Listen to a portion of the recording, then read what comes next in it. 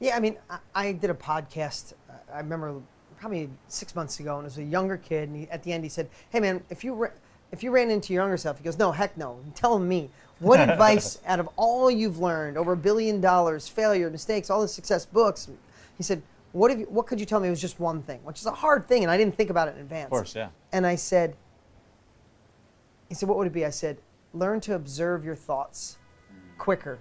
It took me till I was in my probably 40s to really understand that your thoughts lie to you.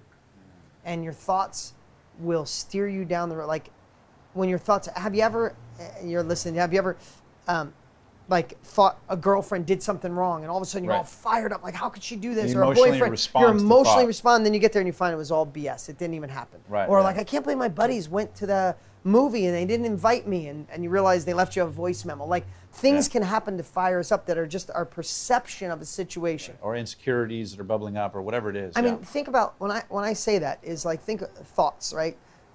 Two identical situations. There's a car accident. Two people are involved.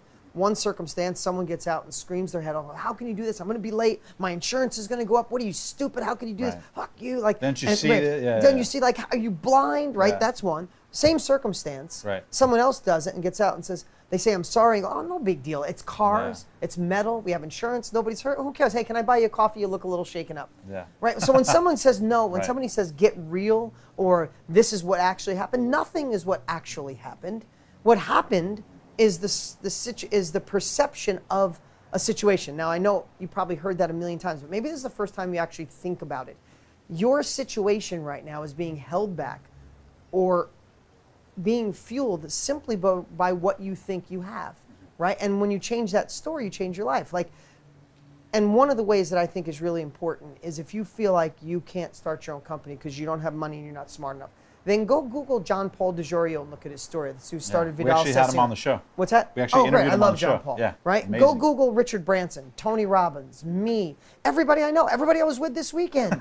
None of them started with money. None of them were like, hey, here's $100 grand, go start your business, or a blueprint on how to do it. Yeah. 3/4 of the people we were with this weekend didn't go to college. Like, not that you find someone who you say, I can't do it, I don't have a supportive spouse. Find someone who didn't have a supportive spouse and they did it anyway, and prove that the story that your subconscious has developed to protect yourself is bullshit. Like, literally, and when it pops up, that limiting belief, that doubt talk, that inner villain says, it's the wrong time, wrong president, wrong economy, just prove it wrong and call it a liar, and start figuring a way to empower that. Like, I believe people all feel that they're an underdog in one shape, way, or form. And I believe if you can use that as a practice to spin those. Like, I love this underdog advantage that I call the power of you can't. There was a part in my life where my sister wanted to protect me and said, Dean, you're trying to go after this big business. You didn't go to college. You're from a little town. You're doing really well for yourself. Don't push it. Be grateful. You really can't do this. Be grateful for what you have. You know, my dad would just tell me, you're a dreamer, Mr. Big Shot. You're not going to make it, right? I had my best friends that I grew up high school with. It's like, come on, Dean. And there was a part that used to hurt me and pull me down, but I hated the way that felt. And somehow I shifted that, and I created in my head this like little fantasy world that I'd have inside here, and it would call it the power of you can't. So if I told you my idea that Tony and I are doing right now, we're launching a company together, and you were like, oh, you can't do that. I'd be like, oh yeah, I can't? Watch, you know, watch this. Like, and I would get, like, it fuels me. So I watch some people where a parent or someone will say, hey man, that's not going to work, Omar. And you're like, oh, okay, maybe I won't. Or even if a little, like, just so you know, when someone gives you that, you only need 5% of that to stop you. You don't need the whole like, oh yeah, I can't do it. You're right. It's like, no, I can do it anyway. But then you go home and you're sitting in your room and you go, well, maybe I can't. Yeah. Maybe they're right. So you only need a little bit of self-doubt. But how do you switch that? Is play all these games, do all these hacks in your head. When people tell me they can't, I smile. Like, I don't even, like, this is the phase I'm at in my life. Someone says, if I said, hey, I'm going to the moon in 2 years, like, oh, you can't do that, I would smile. I'm like, oh yeah, I'll take a picture and send you, like. Send you a selfie from space. Yeah, so start thinking of what you think is an underdog disadvantage. And every time you have it, go, wait, I identified that. How can I make that an advantage? Okay, tell me I can't. It's going to fuel me, right? So anyway. Can you give me one or two examples where you actually, you know, encountered a situation where you're like, oh shit, what am I going to do? But then you like thought with it, wrestled with it, and then we're able to turn it around. Anything off top, just so we can give a practical example for the audience who might be dealing with it. So I started a company called Motor Millions. My first infomercial was teaching people how to make money with cars. Because I used to flip cars without money. I'd find people that wanted to sell, people wanted to buy, I'd match them up, make $1,000 in the middle. And so, how much had you made doing this before you decided to do the infomercial? Just out of curiosity. A lot. You had done well. That was the foundation for me to get into real estate a lot of times. So gotcha. Probably $1 million in gross revenue. Gotcha. Right? So I create the course, I film my infomercial, it gets on TV, it's on TV about 4 years, and now I want to go to my real estate course, because real estate's where I made the big money. Right. So I sell the company, somebody comes along, like perfect timing, like serendipity, like this cloud's open, guy wants to buy my company, I sell it to him, and they're going to pay me royalties every quarter. First quarter, I don't get a check. Second quarter, no check comes in. I'm trying to contact him, nothing. Oh, wow. And I find out they really messed up the company fast, put it in about $1.5 million in debt. I call my attorney. He calls me back. He says, Dean, the company's $1 million in debt, which might have well has been $10 million back then, or $100 million. And he said, you're probably going to have to file bankruptcy because a lot of the stuff is still in your name, even though you sold the company. Merchant account was in your name, all these things that I was a little naive, right? I was excited to sell, so I was sloppy. As all entrepreneurs are in the beginning. I pushed it out, and I wanted to move on to my next thing, right? Yeah. So my attorney says that. I got centered and balanced, and I meditated. No, I didn't. I was like, like I was so like I was like my heart was racing, and I couldn't breathe, and all those old limiting beliefs came back. I'll tell you how. I'll answer your question with this. Like I literally had not a cell phone, I had a cordless phone. And I smashed it against the wall, put a hole in the wall. And I remember thinking, who do you think you are? Like terrible self-talk. Like, who do you think you are? You're not smart enough to do this. Maybe your father was right. Maybe your sister was right. Like all these things just keep flooding in, right? And there was a point where I was stacking, and I'm sure you've done this, Omar, especially with your transition. Right. Do you remember when something goes wrong, and you can think about this too, like from a girlfriend leaving you to losing your money to the business didn't work. And then you don't just go, wow, she left me. You're like, wow, she left me. I'll never be in love. I'm going to be miserable. Maybe I'll be bad to the next girl. I'll be alone forever. I'm never going to have kids. Like you stack all this negativity. When it rains, it pours. Yeah, you paint this negative future. And I think we're designed that way, because I can remember staying up all night just stacking stuff. Like, so when that happened, I was already supporting my mom and dad. I've never worked for anybody in my entire life. And when that happened, I started stacking all the negativity. I was like, oh my God, I'm going to go broke. Oh my God, it's going to be in the paper. Oh my God, all my friends will be like, I told you couldn't make it, dreamer. Wow, yeah. And then I said, oh my God, I'm probably going to have to go to work so I can keep supporting my parents. Wow. Like I stacked so much, like one thing happened and I'm stacking like a mile long, right? Yeah. So.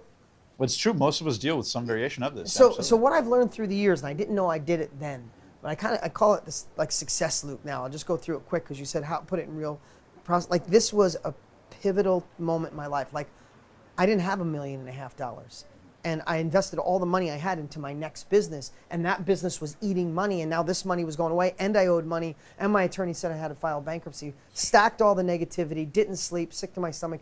But then what shifted it is somehow, now it's a process. Now this is a process I go through, and take this process. Don't do this to yourself. I started stacking what could go right. And it was kind of off balancing what could go wrong. It was like my brain wanted to go wrong, wrong, wrong. I'm like, no, what about right, right, right, wrong, wrong, wrong. So I was balancing, and it started to, I calmed down a little bit. As soon as I calmed down, I started focusing on solutions. Like, how can I fix this? How can I get through it? No, I'm not filing bankruptcy. And I worked on solutions. But then what really got me is I started thinking of who I didn't want to be. I didn't want to be somebody who used to be successful. I didn't want my friends to say, dreamer knew it. Yeah, I didn't want to be the guy that almost made it and had that story for 20 years. Like back in the early 2000s, I was almost there, but then this guy ripped me off and screwed me. And, like, how many people do you know that have that bitter moment? Exactly. Oh, big business, it's all crooks. Right, right. The real estate market turned and robbed my life. That was 20 years ago. Time to jump back on the horse. Right. My boss fired me. My partner stole my money. My wife cheated on me and left me. Okay. That's your, like, you can either loathe on that and focus on that, or you can learn from it, call it research and development, and go forward. So I started saying to myself, dude, who do you want to be? The guy that used to be or almost was successful? And then I started writing down who I wanted to be. I wanted to be the guy that got through an almost impossible situation. No money, $1.5 million in debt, partner, I had to go to court to take back a broken company. I want to be the guy that gets through this shit. So I want this story. You literally consciously thought this in the midst of the shit. Yes. After you vented, right. And I you thought, how could I turn this around? Yeah. And then all of a sudden, I started getting excited. And I started writing down all the things I could do. So now I wasn't writing down what's going to go wrong in my life like before, and I wanted to go get therapy because I would literally was having anxiety about it. And I started writing down what could go right. And then I started, and this is something Tony teaches well, but I started projecting what my life would be. And this is like we move for pain and pleasure. And what I realize is, and I do this consciously now, that was subconscious. I didn't even know what I was doing. Right. But we make moves for pain and pleasure. Right. So why not incorporate both? Don't just set big goals. Think about if you don't move, where are you going to be? So I started thinking, if I don't fix this, where am I going to be in 5 years? And I started thinking, working for someone else. People calling me dreamer. Yeah. Like mom and dad being right. Ego, like envy, jealousy. And like that felt like shit. And then I went over and said, but what would an ideal 5 years be? I started thinking, people going, wow, remember when that thing went wrong? Like I'm talking to you. It was terrible. Listen, I'd love to say, Omar, that moment I felt better and I just fixed it. Man, it still was shitty for 6 months. Right. But I started writing down a compelling future. And the more I wrote down a compelling future and who the person I wanted to be, not the person I didn't want to be, man, I started catching fire.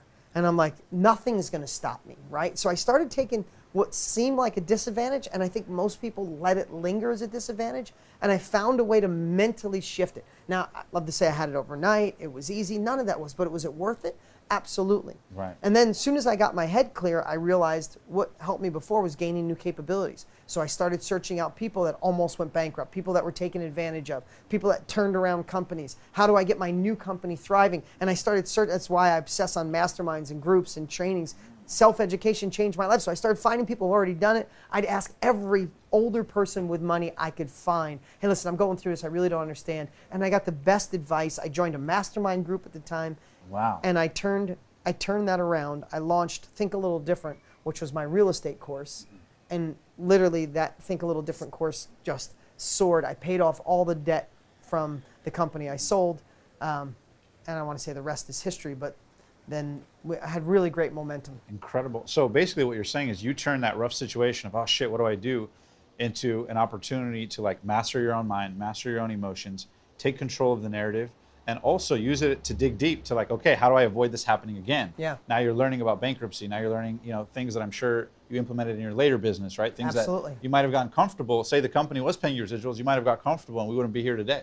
True story. You know what I mean? So like, in retrospect, that was a blessing. It was. And here's the thing. If you're going through a really tough time right now, it's like, it's hard to go, oh, this is for me. I'm going to be so much better. It's going to be like, a blessing in 20 years. Yeah, it's like, no, you don't. But that process I told you, if you have to watch this video or listen to this audio again, that process is what I use today because my businesses and companies are thriving right now. My book just passed 600,000 copies. We're on fire. Like, every part is going. Tony Robbins and I are launching a company. My buddy Brendan Bouchard and I own growth.com. That company is crushing. We have all these different things going on. But I'm not naive enough to think, Omar, I promise you I'll be going through some kind of shit fest in the next 3 to 5 years. It just happens. They change a regulation. Something goes wrong. A publisher that owes you money goes bankrupt. Like, these things happen. Yeah, it's part of the business, yeah. And the more you go through it, the more you're like, I got this. What's coming next? And the more you create a framework. I didn't have a framework. I looked back in retrospect. How did I get through all those things? And I did have a framework. Now I know it. It's like, okay, something goes wrong. There was a situation in my life. I didn't plan it. Okay, I got to deal with it. I could stack the negative or I could stack the positive. I could focus on what goes wrong, focus on what goes right. I can focus on who I want to be or I don't want to be. I can create my compelling future. I can go out and obsess and gain capabilities. And then after I gain the capabilities, you got to do the most important thing. You have to have courage.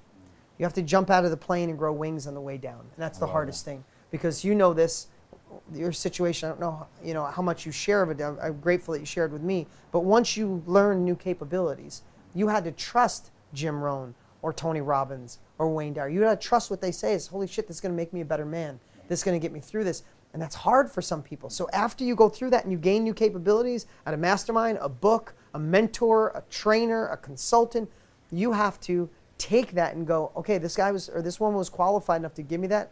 I got to go do it blindly. Because you're at that point, you have to realize, and this is one thing I try to do all the time because I want to grow, is our best thinking got us to this place. Our best thinking got you in that chair. Whatever you did, you went with my team. My team was like, Omar's a badass. You got to do this interview. Your best thinking got you there. but it's going to take new thinking and new capabilities to go where you want to go. Right. Is this where you want to end? No. You got Yes, a lot sir. more aspirations. You're going to here, right? Absolutely. But the thinking you have today won't take you there.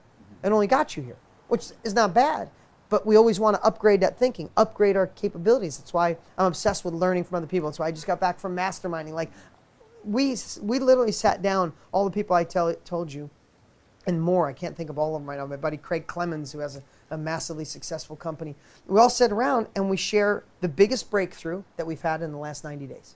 What's the thing that moved the needle the most in our life or our business? Do you know what it's like to be in a room with those guys sharing? Incredible. At that scale, yeah, unbelievable. It's like, boom. Now, can you share with some of the audience? Because I'm sure that a lot of times it wasn't even a big thing, right? It's a subtle shift. Always subtle shifts. Yeah. Always. It's subtle always shift. subtle. And then we also share, and I'll share whatever you'd like. We also share what's our biggest obstacle, problem, or opportunity that you need help with from the group.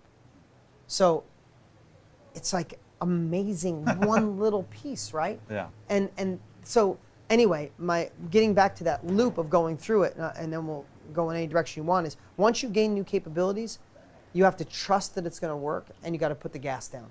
You have to go in a direction that's going to feel uncomfortable. There's no way to the next level of your life without being uncomfortable. In most cases, your next level of life lives on the other side of your biggest worry, your biggest obstacle, your biggest challenge. If you don't face them, you can stay where you are. You see a lot of people, they'll grow, even if they get to $500,000 a year, and then they're a $500,000 a year person their whole life, it's because there was one thing they were scared of. They were scared of losing it. They were scared of hiring people. They were scared of sales. They were scared of marketing. And instead of facing it, they just were like, maybe I'll get to it someday. Coast here, yeah. And they coast.